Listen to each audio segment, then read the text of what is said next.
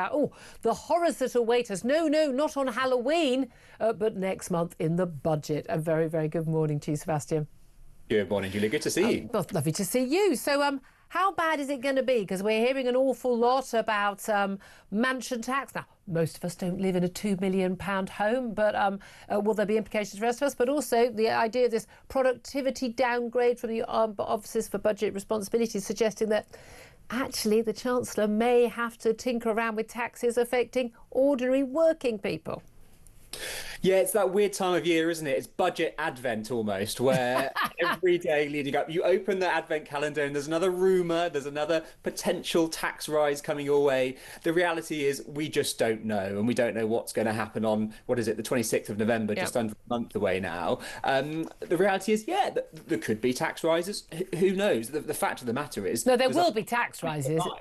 There will be tax rises. The point is who they're going to hit. But also, crucially, will they actually bring in more money, or will they do so much damage to the economy that actually the government takes a bigger share of a smaller pie? Yeah, you're right. And I think the government has been really clear about growth and that being a very firm part of its mission. The question is whether those, as you say, whether those tax policies will get it there.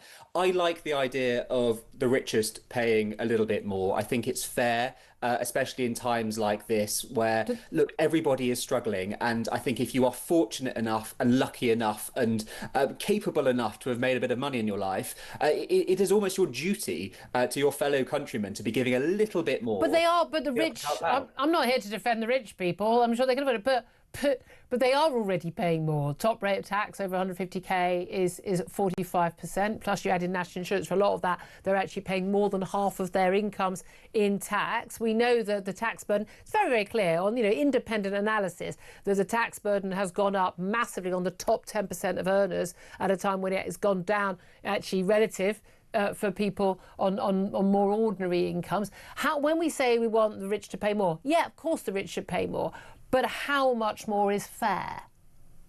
Yeah, and look, I can't give you a number on that, but I think the broad principles... Well, what's a little bit more? An extra 1 or 2%? What, you put a bit more on income tax? What are you saying?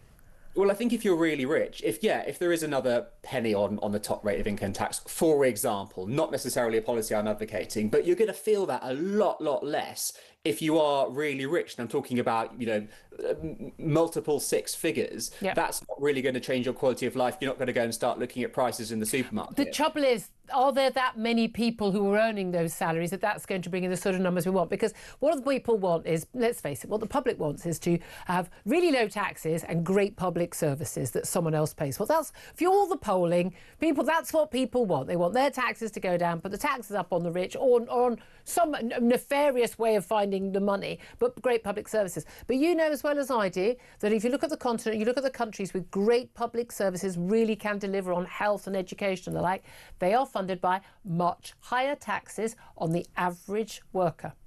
Yeah, you're completely right. Half of my family is Danish, and I see that at work when I go to Denmark. People pay really high taxes, but they get a lot for it as well. And I think that is the deal. If you're going to raise taxes, you have to make the case for, well, you're going to get childcare, you're going to get free school meals, you're going to get everything else in return. And it feels like a good deal for normal working people. But we don't feel that because we're paying more and more tax, and actually our public services are getting worse. Well, I think that speaks to the crunch that we're in where, and I say this all the time, we never really got over the 2008 crisis because we voted in a government in 2010 who cut and cut and cut to the bone. I don't think there's anything else to cut anymore. I hate to tell you that the austerity that George Osborne brought in as Chancellor in 2010 was actually the same plan Alistair Darling, the then Labour Chancellor, had planned. Sure, I'm not a fan of it, whoever decided to... What should they have done? Just spent more money that we didn't have? I think there was scope to borrow there when interest rates were much lower. Now they are high. We borrowed loads when interest rates were low. And you know what happened to interest rates? They went up. And then we couldn't afford to pay the money back, which is why we're paying £110 billion a year, simply paying the interest to service our debt, not paying any of it off. I mean, who would have thought the interest rates would go up again, eh? No, you're right. And I think, I was a business journalist for many years, and there was that general belief that these beautiful times of low interest will never end. And of course they have. And here we are at, what are we? People in the city, the experts in the city, what got us into this mess in 2008. So forgive me for not trusting their or your judgment on these things. No, you're right. It was you keep saying that. But then you want us to tax everyone more. Here's the thing. You tax very rich people more. They're not like us. They leave. Well, you say that, and I just haven't seen the data on it. There was a lot of stories floating around on that, and you dig into it, and it turns out that they're looking at people's LinkedIn pages and where they're saying that they work. It's just not scientific. So I've seen no evidence that people are There's leaving. plenty of evidence from the London housing market. There's plenty of evidence from every country that has done this that people leave. France did it. Francois Hollande, when he was president, introduced a massively high income tax on rich people, and thousands upon thousands of people left. And those are the people who were paying the huge sums of money that we need. Here's the thing. What about the mansion tax? Because, again, there's this view, well, people should pay more. And certainly, you know, the council tax, I think, you know, my council tax is probably the same as Buckingham Palace's. You think, well, that doesn't seem reasonable. But the idea of 1% of the value of your home over £2 million being taxed, the reality is, look, 2 million quid, you are looking at, you know, you've got tennis courts and an indoor and outdoor pool. You know, if you're in Staffordshire, 2 million quid will buy you that. In large parts of London, someone could have bought a home they scraped and saved for. They've worked 2 families and mortgage, desperately trying to make ends meet for years.